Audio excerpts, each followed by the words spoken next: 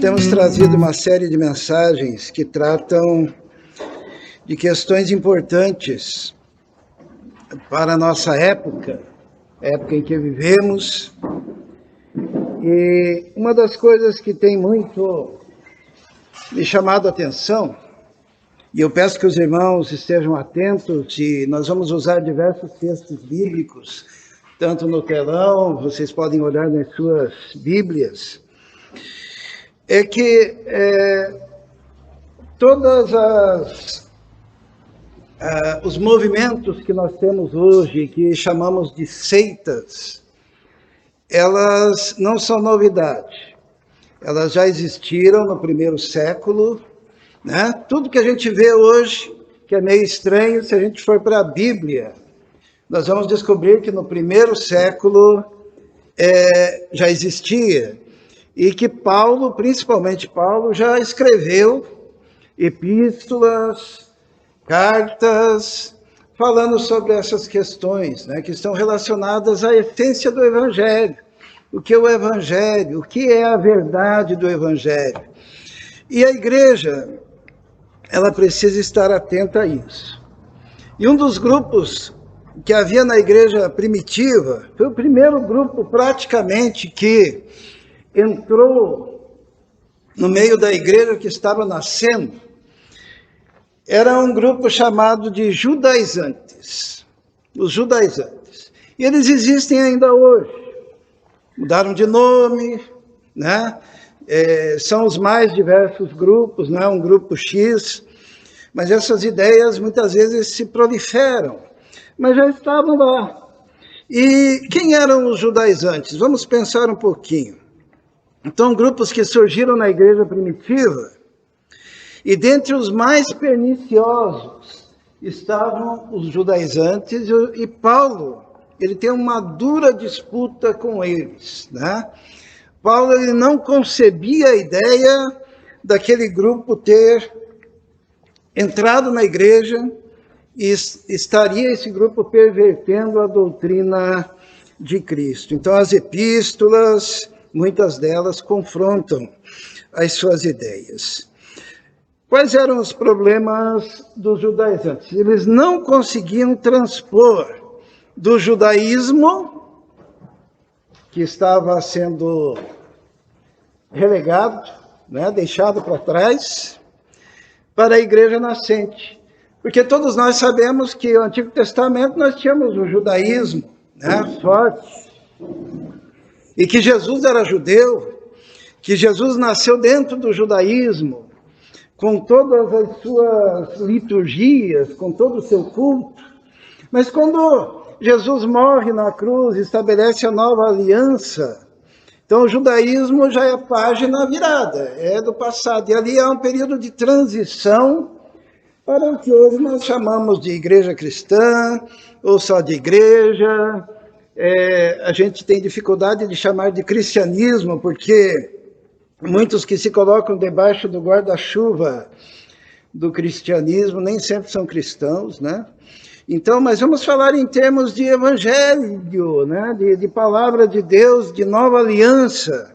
Então, havia uma dificuldade desse grupo de largar o judaísmo e agora assumir uma nova aliança, que seria a igreja do Senhor, né? Então, esse grupo que vinha do judaísmo, eles queriam conciliar a igreja e o judaísmo. Eles estavam ali no meio termo, eles aceitaram Jesus, mas não queriam largar os preceitos do Velho Testamento. Eles queriam Cristo, sim, mas eles queriam também a lei. Esse era o problema que Paulo enfrentava. Eles queriam uma graça que tivesse que ser paga de alguma forma.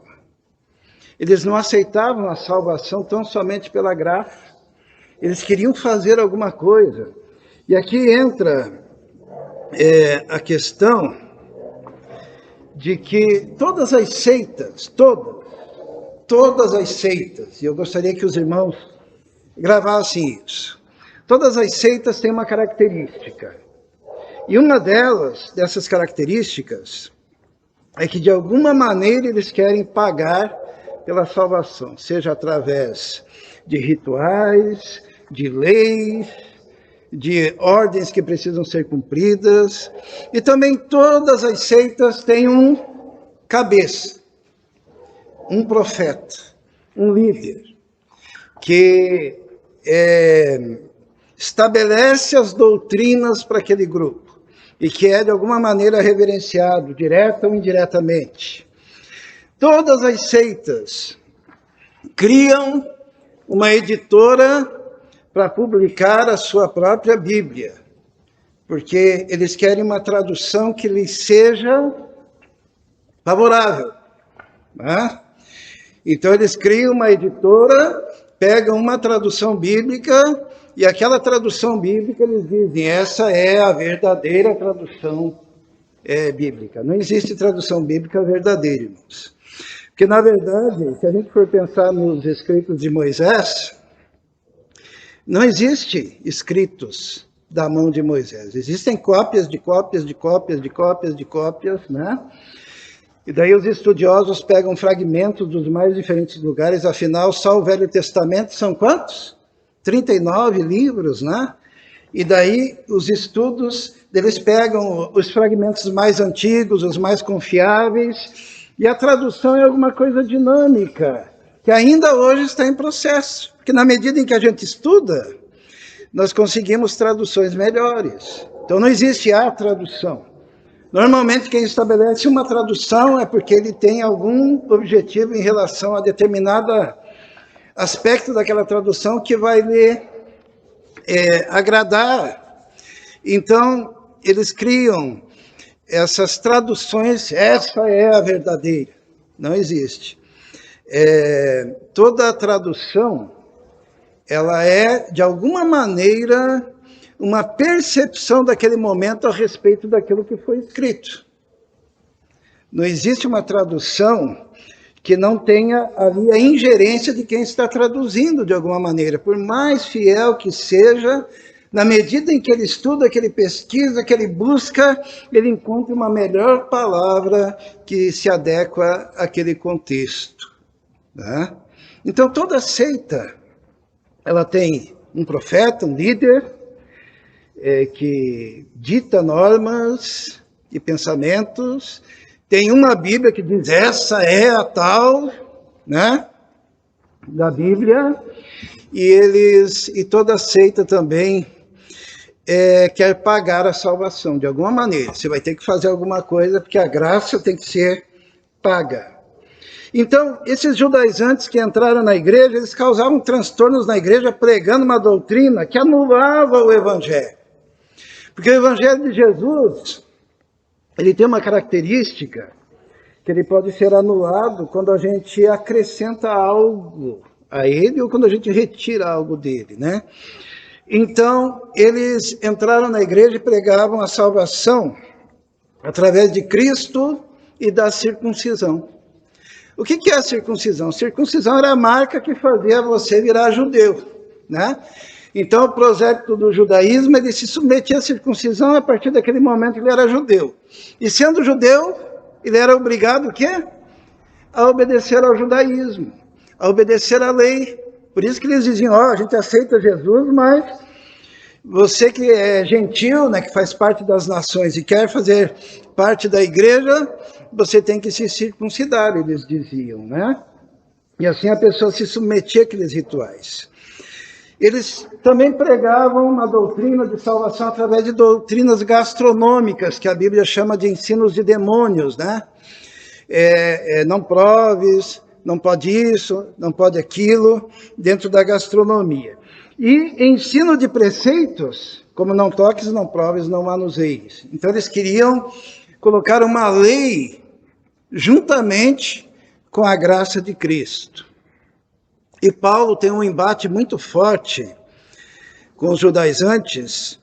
Então, um dos embates é no Concílio de Jerusalém, onde todos os líderes da igreja são reunidos, está lá no livro de Atos, porque Paulo diz, tem gente querendo colocar mais coisa no Evangelho. E a coisa que eles queriam colocar era o cumprimento da lei. Então, Paulo tem um embate muito grande do concílio de Jerusalém, que está lá em Atos, é por causa dos judaizantes. Paulo também resistiu Pedro, porque Pedro, que era judeu, quando estava entre os gentios, que são as nações que não são judias, ele se comportava como gentil. E quando estava entre os judeus, ele se comportava como judeu. E Paulo pega e diz assim, como é que você, sendo judeu, se comporta como gentil, e quando está no meio dos gentios, e estava fazendo aquela salada, e o povo estava confuso, porque a mensagem começou a ficar nebulosa. E também no livro de Atos se exalta a humildade de Apolo, que quando foi repreendido, porque estava pregando um evangelho não tão preciso, mas misturado com o judaísmo, Apolo então baixa a cabeça, aprende e estabelece o evangelho de Jesus, que é a salvação pela graça. Por que havia esse grupo? E será que hoje em dia nós temos também? Nós vamos ver isso. O primeiro problema daquele grupo é que eles não entendiam que Deus não tem dois povos. Deus só tem um povo. E é uma das primeiras coisas que o apóstolo Paulo ensina. Isto é, hoje em dia também é muito comum, e basta você ligar a sua internet, principalmente agora que Israel está sendo atacada lá no Oriente, para você ver que tem muita gente que pensa que os judeus são povo de Deus e que a igreja é povo de Deus, e que Deus tem dois povos, que trata de um jeito com os judeus e de outro jeito com a igreja. Mas quando a igreja foi inaugurada, uma das coisas que nós devemos entender é que o velho pacto ficou para trás e agora Deus tem um povo. Que povo que é esse? É a igreja. Esse é o povo de Deus. E a igreja inclui todos aqueles que creem em Jesus Cristo como único e todo suficiente Salvador. Então o judeu, para fazer parte hoje em dia do povo de Deus, ele tem que crer em Jesus.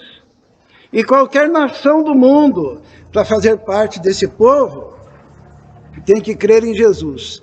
Deus não tem dois povos. E Paulo fala isso em Efésios. Vamos ler, para a gente pegar esse ponto que é importante. Efésios 2,11 diz assim, portanto, lembrai-vos de que vós, está falando aos gentios, às nações, no outro tempo eram gentis, na carne, chamados incircuncisão, pelos que na carne se chamam circuncisão, feita por mãos de homens, que naquele tempo estavam sem Cristo, separados da comunidade de Israel, estranhos às alianças da promessa, não tendo esperança e sem Deus no mundo. Mas agora em Cristo Jesus, vós que estáveis longe, já pelo sangue de Cristo, chegastes perto, porque Ele é a nossa paz, o qual de ambos os povos, fez um. E derrubando a parede de separação que estava no meio, na sua carne desfez a inimizade, isto é, a lei dos mandamentos, que consistia em ordenanças, para criar em si mesmo, dos dois, um novo homem, fazendo a paz. E pela cruz, reconciliar ambos com Deus em um corpo, matando com ela a inimizade. Então, os judaizantes, eles não entendiam que o povo de Israel, que fez parte de toda a história da salvação, agora ele tinha ficado e Deus estabelecia a igreja, que seria o seu povo, que seria agora um povo de caráter espiritual, um povo que não tinha a marca da circuncisão para fazer parte do povo, mas a nova marca era o Espírito Santo morando no coração. E olha, Paulo é tão claro, ele diz, de dois, os gentios e os judeus, Deus fez um povo. E o nome desse povo é igreja. Quando a gente fala igreja, irmãos, eu peço que entendam também que não se refere a nenhuma denominação. Não é batista, não é presbiteriano, não é luterano, não é menonita. Este povo é a igreja. A igreja do Senhor significa todos aqueles que receberam Jesus como Salvador e fazem parte da graça de Deus. Esse é o povo de Deus. É um povo que se reúne localmente e não importa o nome da igreja. Mas fazer parte do povo de Deus é ter crido em Jesus e rejeitado tudo o resto para viver uma vida cheia do Espírito com Jesus. E diz assim: e vindo ele evangelizou a paz a vós que estáveis longe, seriam os gentios, e aos que estavam perto, que eram os judeus. Porque por ele ambos temos acesso ao Pai em o mesmo Espírito, tanto os judeus quanto os gentios temos acesso ao Pai através do mesmo Espírito Santo. Assim, já não sois estrangeiros nem forasteiros, mas concidadãos dos santos e da família de Deus, edificados sobre o fundamento dos apóstolos e dos profetas, de que Jesus Cristo é a principal pedra de esquina. E daí Paulo continua em Efésios descrevendo o fato de que agora nós somos morada de Deus, morada do Espírito Santo. Então, Deus só tem um povo. E os judaizantes entraram na igreja naquela época, no primeiro século, ainda com a ideia de dois povos, que seriam os israelitas e a igreja. E daí eles tentavam pegar preceitos do judaísmo e juntar com preceitos da igreja, formando uma coisa estranha, que Paulo não aceitava e não admitia, tanto que Paulo teve que promover um concílio em Jerusalém para resolver essas questões, né? Outra coisa que eles não entendiam é que o Israel de Deus é espiritual. E é outra coisa que às vezes as pessoas leem na Bíblia e não conseguem entender. Porque diz assim: e a todos quantos andarem conforme esta regra, está lá em Gálatas, nós vamos ver depois, paz e misericórdia sobre eles e sobre o Israel de Deus. O Israel de Deus ali é a igreja que reúne todos os povos de todas as línguas, tribos e nações, aqueles que creem em Jesus. Também em Romanos diz assim: e assim todo Israel será salvo. Todo Israel será salvo. Como está escrito: de Sião virá o libertador e desviará de Jacó as suas impiedades. Quando diz que todo Israel será salvo, não é que a nação de Israel será salva, mas o Israel espiritual será salvo. Todo aquele que crê em Jesus será salvo. Por isso que Paulo também diz, não que a palavra de Deus haja faltado, porque nem todos os que são de Israel são israelitas. Nem por serem descendência de Abraão, são todos filhos.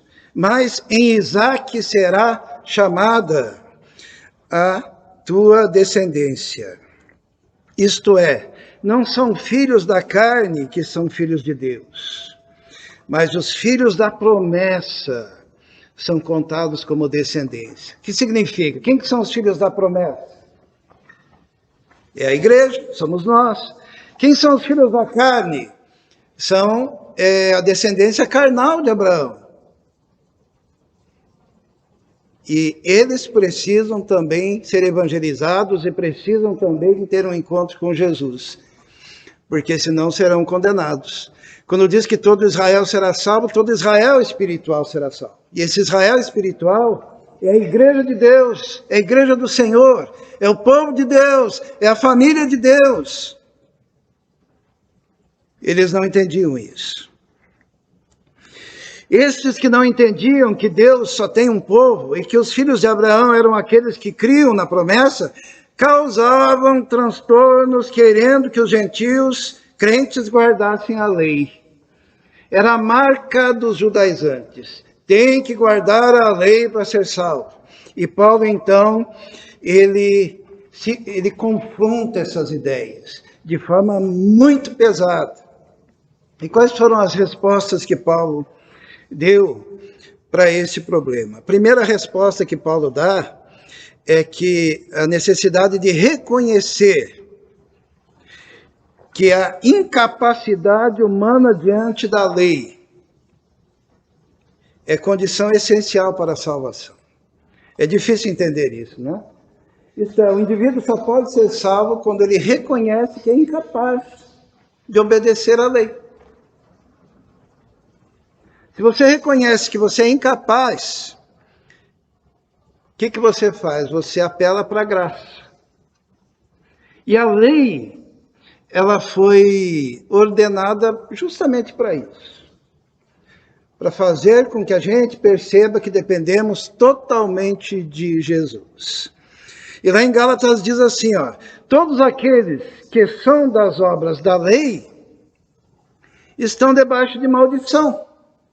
Porque está escrito, maldito todo aquele que não permanecer em todas as coisas que estão escritas no livro da lei para fazê-las. Quem que é maldito? Maldito é aquele que não permanecer em tudo. E alguém consegue cumprir tudo que está na lei? Se você não consegue cumprir tudo que está na lei, você é maldito. É interessante isso. Tiago exemplifica, ele diz assim, ó, porque qualquer que guardar toda a lei e tropeçar em um só ponto, tornou-se culpado de todos. Então você guarda toda a lei e quebra um. Você é culpado de tudo. E não adianta você dividir a lei assim, não. Lei moral, lei cerimonial, lei civil, que tinha no Antigo Testamento. Não, é toda lei. Tanto que Tiago, ele continua, ele diz assim, porque aquele que disse, não cometerás adultério, que está lá nos 10 mandamentos, também disse, não matarás. Se tu, pois, não cometes adultério, mas matares, estás feito transgressor da lei. De qual lei? De toda a lei. E daí ele diz assim, assim falai e assim procedei, como devendo ser julgados pela lei da liberdade. Então, o grupo dos judaizantes, eles não conseguiam viver uma vida de liberdade. Porque a palavra de Deus, ela diz assim que Jesus, ele liberta. Liberta inclusive do jugo da lei. Maldito todo aquele que não cumprir toda a lei. Vamos ver em Deuteronômio também, porque Paulo, quem aqui é estudante, vai se identificar, né? Aqui no versículo 3, do capítulo 3, versículo 10 de Gálatas, Paulo faz uma citação. Lembram que tem citação direta, tem citação indireta, né? Os universitários sabem o que significa isso. Paulo faz uma citação do Velho Testamento. Ele diz assim, todos aqueles, pois, que são das obras da lei, estão debaixo de maldição, porque está escrito, maldito todo aquele que não permanecer em todas as coisas que estão escritas no livro da lei. Isso aqui é uma citação de Deuteronômio. Está aqui, ó, vou ler para os irmãos. Deuteronômio 28:1 diz assim, e será que se ouvirdes a voz do Senhor teu Deus, tendo cuidado de guardar, quanto? O que está escrito ali? Todos os seus mandamentos, que eu hoje te ordeno, o Senhor teu Deus te exaltará sobre todas as nações da terra, e todas essas bênçãos virão sobre ti e te alcançarão, quando ouvires a voz do Senhor. Bendito serás na cidade, bendito será no campo. E daí tem uma lista de bênçãos para aquele que consegue o quê? Guardar toda a lei. É o que Paulo diz lá em Gálatas. Que maldito é aquele que não guardar toda a lei. E também Deuteronômio, ele diz assim sobre a maldição. Olha só que coisa interessante. Será, porém, que, se não deres ouvido à voz do Senhor teu Deus, para não cuidares em cumprir, quantos? todos os seus mandamentos e os seus estatutos, que hoje te ordeno, então virão sobre ti todas essas maldições e te alcançarão. Maldito será tu na cidade, no campo, e tem uma lista também. Então a questão é a seguinte: ou você cumpre tudo, ou você se apega à graça de Jesus. Porque a Bíblia diz que Jesus não veio abrogar a lei, mas veio para cumprir. E ele cumpriu no nosso lugar, porque ele é nosso substituto. Porque o homem não tem a capacidade de cumprir. Por isso que Paulo, lá em Gálatas, continuando, ele diz assim: e é evidente que pela lei ninguém será justificado diante de Deus, porque o justo viverá da fé. Paulo diz: é evidente. Esses judaizantes entraram aqui na igreja da Galácia, está querendo fazer o povo se circuncidar, está querendo que o povo cumpra a lei, está querendo que o povo eleja alguns elementos da lei. Paulo diz: olha, se você quer cumprir a lei, tem que ser toda. E se você cair, não caiu em todos. E não importa se qual lei que seja, tanto que Tiago, ele usa até 2 dos 10 mandamentos lá para dizer, inclusive os 10 mandamentos. Se elege um, tem que cumprir tudo. Tá? Tudo. Não dá para escolher. E se você não cumprir tudo, você é maldito. E é por isso que Jesus, ele veio para quê? Para se fazer maldição em nosso lugar. Ele é nosso substituto. A Bíblia diz que Cristo se fez maldição em nosso lugar, né? Diz assim, ora, a lei não é da fé, mas o homem que fizer estas coisas, por elas viverá. Cristo nos resgatou da maldição da lei, fazendo-se maldição por nós, porque está escrito: maldito todo aquele que for pendurado no madeiro. Quando Jesus se coloca no madeiro, na cruz, ele se faz maldito em nosso lugar, para nos livrar da maldição do quê? Da lei.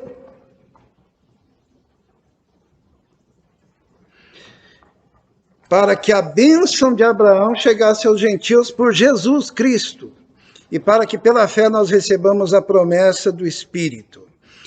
Paulo continua dizendo, logo, a lei é contra as promessas de Deus?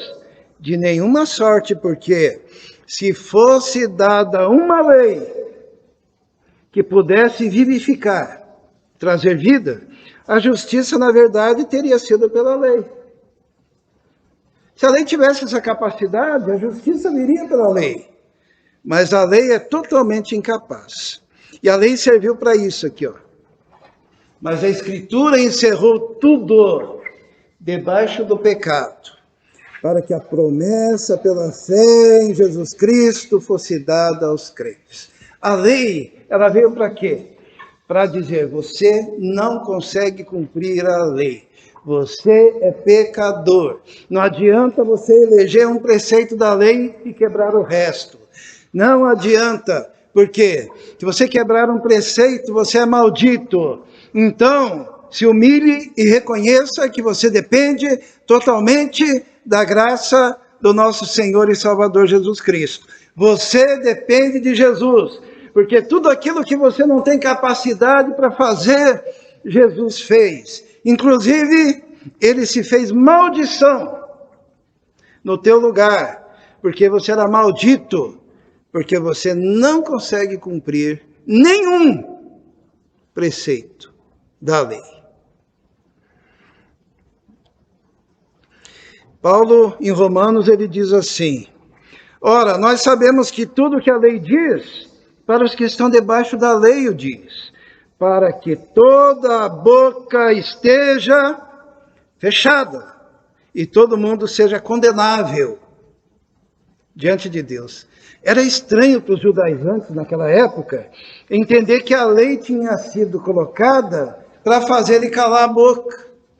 A lei existia para que ele se tornasse condenável. A lei existia para ele reconhecer que ele era pecador. Isso tem uma coisa básica no Evangelho que nós pregamos, é que o indivíduo, para ser salvo, ele tem que reconhecer que é pecador, para depender totalmente da graça do nosso Senhor e Salvador Jesus Cristo. Paulo, ele continua dizendo: por isso nenhuma carne será justificada diante dele pelas obras da lei, porque pela lei vem o conhecimento do pecado. A lei veio para você entender que você é pecador. A lei veio para entender que você tem que calar a boca diante de Deus e reconhecer: ai de mim, sou pecador. A lei veio para mostrar que você é humano, é fraco, é frágil, é dependente e tem que clamar pela graça. Para isso que serve a lei. E a Bíblia diz: mas agora se manifestou sem a lei a justiça de Deus, tendo o testemunho da lei e dos profetas. Isto é, a justiça de Deus pela fé em Jesus Cristo, para todos e sobre todos os que creem, porque não há diferença, porque todos pecaram e destituídos estão da glória de Deus, sendo justificados gratuitamente pela redenção que há em Cristo Jesus. Isto é, a lei, ela veio para mostrar como você é pecador. E Jesus veio para estender a mão e, pela graça, mediante a fé, te salvar e perdoar os seus pecados. Porque as Escrituras encerraram todos debaixo do pecado, para que a graça de Deus se manifestasse. Mas Paulo, na sua batalha contra os judaizantes que entraram na igreja, em especial na igreja da Galácia, né? Porque a epístola aos Gálatas inteira é para combater os judaizantes, ele ainda coloca que, como segunda resposta, que reconhecer que cumprir a lei é equivalente a cair da graça. Isto é, se você, a Marilda, por exemplo, ela de repente pensa assim: ah, não, eu vou pegar lá um preceito qualquer da lei para cumprir. Fazer isso, sabe o que é? É cair da graça. É voltar para o estado anterior de condenação eterna. Por quê? Porque você rejeitou Jesus, que salva pela graça. E Paulo diz isso, Paulo diz assim: estai, pois, firmes na liberdade, e essa liberdade é a liberdade da lei. Estai, pois, firmes na liberdade com que Cristo nos libertou, e não torneis a colocar-vos debaixo do jugo de servidão. Seria cumprir a lei. Eis que eu, Paulo, vos digo, que se vos deixar de circuncidar, que seria, os judaizantes diziam que para ser salvo precisava se tornar judeu, né? E guardar a lei. E para se tornar judeu, o caminho era a circuncisão. Então ele diz, eis que eu, Paulo, vos digo que se vos deixar de circuncidar, Cristo de nada vos aproveitará. E de novo protesto a todo homem que se deixa circuncidar, que está obrigado a guardar toda a lei. Se você se submete, você tem que guardar toda a lei. E Paulo continua dizendo assim, separados estai de Cristo vós os que vos justificais pela lei, da graça tendes caído. Então, se alguém quer se justificar pela lei, caiu da graça. Paulo, então, ele diz assim, olha, tanto que quando Paulo chega na Galácia, ele diz, estou de boca aberta em relação a vocês, porque Cristo foi apresentado como crucificado diante de vocês, e eu quero saber se aquele que vos dá o Espírito Santo, aquele que faz maravilhas entre vós, o faz de qual maneira? Pela pregação da fé ou pelas obras da lei? Pela pregação da fé. Como que vocês estão retrocedendo? E agora vocês estão abandonando a graça de Deus? separados estais de Cristo, vós que vos justificais pela lei, da graça tendes caído. Porque nós, pelo Espírito da fé, aguardamos a esperança da justiça. Porque em Jesus Cristo, nem a circuncisão, nem a incircuncisão tem valor algum, mas sim a fé que opera pelo amor. E Paulo pergunta para a igreja da Galácia, diz assim, corrieis bem, vocês estavam indo bem, quem vos impediu? Para que não obedeçais à verdade. Essa persuasão não vem daquele que vos chamou. Um pouco de fermento leveda a massa toda. Isto é, os judaizantes entrando com a sua doutrina, estavam pervertendo a massa toda das igrejas da Galácia. E Paulo diz assim, confio de vós no Senhor que nenhuma outra coisa sentireis. Mas aquele que vos inquieta, seja ele quem for, sofrerá condenação. Quem estava pregando aqui. E Paulo vai além, ele diz assim, eu, porém, irmãos, se prego ainda a circuncisão, porque sou, pois, perseguido, logo o escândalo da cruz é aniquilado. Qualquer pessoa que pregue a lei, aniquila o escândalo da cruz. Qual que é o escândalo da cruz? O escândalo da cruz é que Jesus morreu como nosso substituto e que o homem não pode fazer nada para ser salvo, a não ser crer em Jesus e entregar sua vida a ele. E Paulo é até pesado aqui, olha o que ele disse. Eu quereria que fossem cortados aqueles que vos andam inquietando. Paulo diz, já que querem se circuncidar, que cortem de uma vez. Porque estão inquietando a igreja do Senhor. Porque vós, irmãos, fostes chamados à liberdade. Não é para ser escravo da lei. Não useis então da liberdade para dar ocasião à carne, mas servi-vos uns aos outros pelo amor. Porque toda a lei, a palavra toda de novo, como é importante, irmãos. Toda a lei se cumpre numa só palavra, nesta. Amarás ao teu próximo como a ti mesmo. Então, pode pegar aquelas centenas de preceitos. E tudo aquilo se cumpre numa só palavra. Amarás o teu próximo como a ti mesmo. Jesus ensina a mesma coisa em Mateus 22, 35. E um deles, doutor da lei, interrogou-o para o experimentar, dizendo, mestre, qual é o maior mandamento da lei? E Jesus disse-lhe, amarás o Senhor teu Deus de todo o teu coração, de toda a tua alma, de todo o teu entendimento. Este é o primeiro e grande mandamento. E o segundo, semelhante a este, é, amarás o teu próximo como a ti mesmo. Destes dois mandamentos dependem toda, a palavra toda de novo, toda a lei e os profetas. Isto é, tudo aquilo foi substituído pela lei, que agora é a lei da graça, que é a lei do amor. A igreja do Senhor Jesus só tem um mandamento, que Jesus divide em dois, né? Mas que ele diz que o segundo é semelhante ao primeiro. Qual que é? Amarás o Senhor teu Deus sobre todas as coisas e ao próximo como a ti mesmo.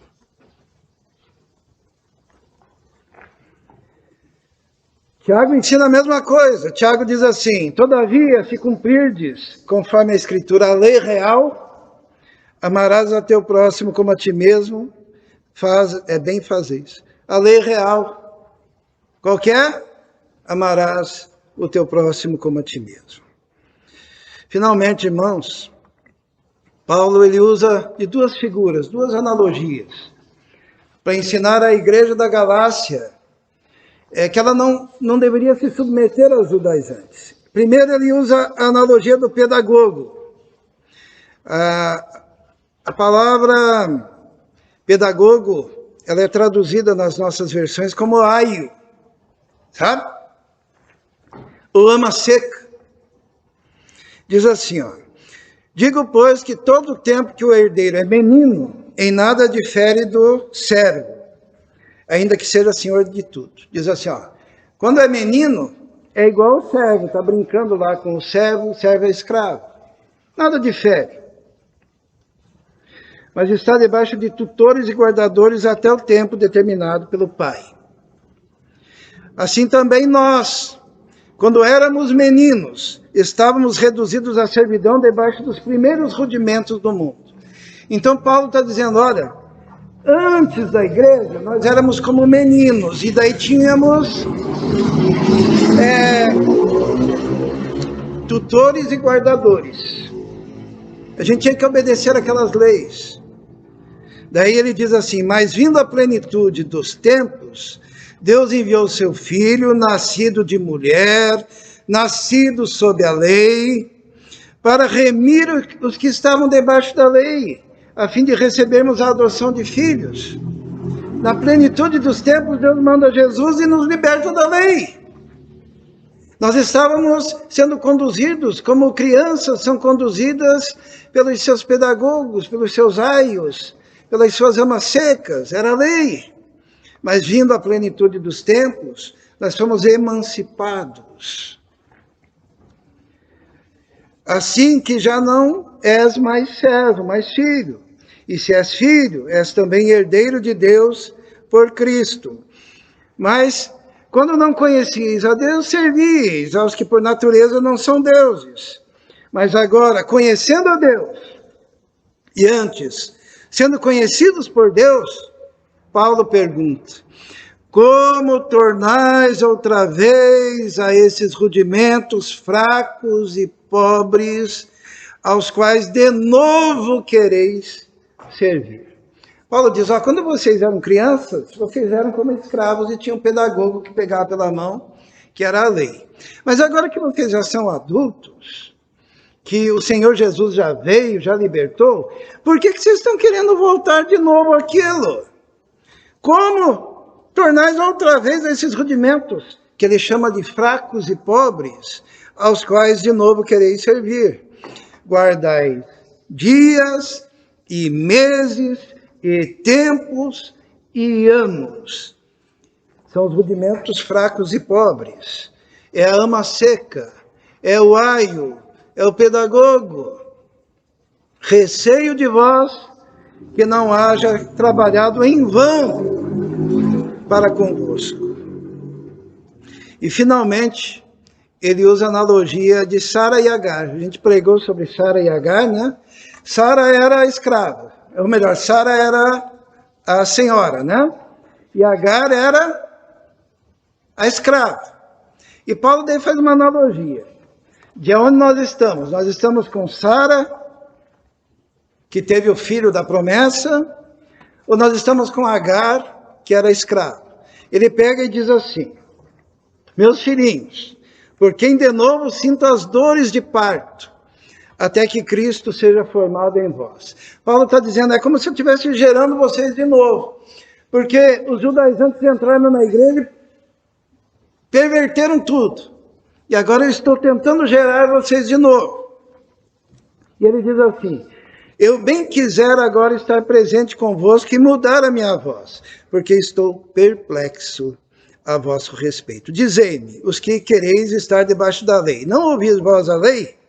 E ele faz essa analogia. Porque está escrito, Abraão teve 2 filhos, lembram disso? Um da escrava e outro da livre. Todavia o que era da escrava nasceu segundo a carne, mas o que era da livre,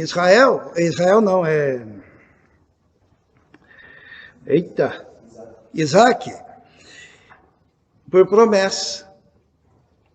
Ismael, segundo a carne, Isaque, por promessa. O que se entende por alegoria? Quem gosta de alegoria, temos aqui uma alegoria que é bíblica de fato.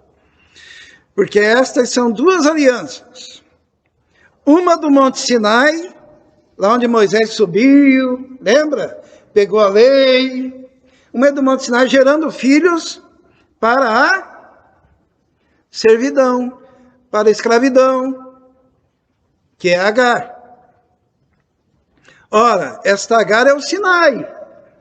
um monte da Arábia, que corresponde a Jerusalém, que agora existe, pois é escrava com os seus filhos. Mas a Jerusalém que é de cima, a qual é mãe de todos nós, que é mãe da igreja.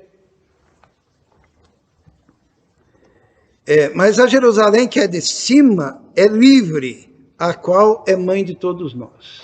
Ela é livre. Porque está escrito, alegra-te estéril, porque não dás a luz, esforça-te e clama, tu que não estás de parte, porque os filhos da solitária são mais do que as que têm marido. A solitária seria Sara, e Agar seria a outra que gera filhos para a escravidão. Mas nós, diz Paulo, somos filhos da promessa como Isaac. Nós não fomos gerados no Monte Sinai.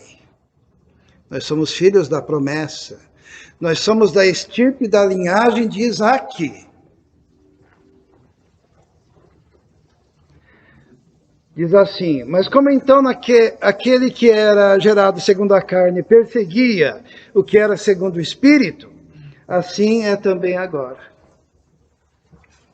Mas que diz a Escritura? Lança fora a escrava e seu filho, porque de modo algum o filho da escrava herdará com o filho da livre. De maneira que, irmãos, somos filhos, não da escrava, mas da livre. Então Paulo, ele faz todo esse esforço retórico para dizer algo que a gente pode dizer em uma frase. A salvação é pela graça. Quando a gente fala que a salvação é pela graça, tem muita gente que diz, mas a graça é cara. E realmente a graça é cara, mas já foi pago o preço. E quem pagou o preço foi Jesus. E no dia que você quiser pagar o preço, você caiu em maldição. Você caiu da graça. Você perdeu a grandiosidade da salvação que o Senhor Jesus providenciou para a sua vida. Existem pessoas que ficam preocupadas quando a gente prega a salvação pela graça, que o povo vai sair pecando. Oba, vou pecar. Mas Paulo também, ele diz que reconhece que a graça nos liberta da escravidão do pecado. Ele diz assim, mas quando eu vi que não andavam bem e direitamente conforme a verdade do Evangelho, quando Paulo viu que os judaizantes tinham entrado na igreja, disse a Pedro na presença de todos, se tu sendo judeu vive como gentil e não como judeu, por que obrigas aos gentios a viverem como judeus? Nós somos judeus por natureza e não pecadores dentre os gentios, sabendo que o homem não é justificado pelas obras da lei, mas pela fé em Jesus Cristo. Temos também crido em Jesus Cristo, para sermos justificados pela fé em Cristo, e não pelas obras da lei. Porquanto, pelas obras da lei, nenhuma carne será justificada. Pois se nós, que procuramos ser justificados em Cristo, nós mesmos também somos achados pecadores, é porventura Cristo ministro do pecado? De maneira nenhuma. Paulo está dizendo, olha, depois que você é justificado pela fé, você odeia o pecado e não quer viver no pecado. Porque se torna a edificar aquilo que destruí, constituo-me a mim mesmo como transgressor. Porque eu, pela lei, estou morto para a lei, para viver para Deus. E nós vamos concluir com esse versículo maravilhoso que todo mundo deveria gravar. Quando Paulo, ele diz assim, já estou crucificado com Cristo. E vivo não mais eu, mas é Cristo que vive em mim. E a vida que agora vivo na carne, vivo-a na fé do Filho de Deus, o qual me amou e se entregou a si mesmo por mim. Não aniquilo a graça de Deus, porque se a justiça provém da lei, segue-se que Cristo morreu em vão, ou debalde, como está nessa tradução. Significa em vão. Isto é, se a justiça vem da lei, Cristo morreu em vão. Mas nós somos diferentes, já estamos crucificados com Cristo. E Cristo vive em nós. Sabe, o Evangelho da Graça é extraordinário. O Evangelho da Graça é aquele que liberta, é aquele que transforma. Um dia Jesus olhou aquele povo, e ele viu aquele povo sobrecarregado, cumprindo leis, cumprindo coisas, né? Sendo oprimido pelos fariseus, pelos escribas. E Jesus olhou para aquele povo e disse assim: vinde a mim, todos vós que estáis cansados e sobrecarregados. Vinde a mim, todos vós que estáis cansados e oprimidos, e eu vos aliviarei. Tomai sobre vós o meu jugo, e aprendei de mim, que sou manso e humilde de coração, e achareis descanso para as vossas almas, porque o meu jugo é suave e o meu fardo é leve. Jesus fez um convite àquele povo. Quando a gente pensa em sobrecarregado, normalmente se prega que é sobrecarregado de pecado, né? Vinde a mim, todos que estáis cansados e oprimidos. Não. Se você ler o contexto, você vai descobrir que era um período de intensa atividade religiosa, onde os fariseus colocavam fardos pesados sobre o povo, que eles não queriam carregar, mas queriam que o povo carregasse. E Jesus diz: vinde a mim, o meu fardo é leve, o meu jugo é suave. Quando a gente entrega a vida a Jesus, a gente conhece uma coisa chamada liberdade. Conhecereis a verdade, e a verdade vos libertará. Vamos orar. Senhor, muito obrigado pela tua graça, que foi conquistada quando o Senhor pagou um alto preço na cruz do Calvário. O Senhor pagou o alto preço para que nós pudéssemos receber gratuitamente, pela fé. Obrigado porque a tua palavra nos ensina que pela graça sois salvos por meio da fé. Isto não vem de vós, é dom de Deus, não vem das obras para que ninguém se glorie. Obrigado porque nós podemos reconhecer que somos pecadores e que não temos competência e capacidade contra os nossos próprios pecados, mas que quando clamamos ao Senhor, o Senhor nos liberta dos pecados, nos liberta do poder do pecado e nos faz novas criaturas. Nós te agradecemos por isso. Em nome de Jesus. Amém.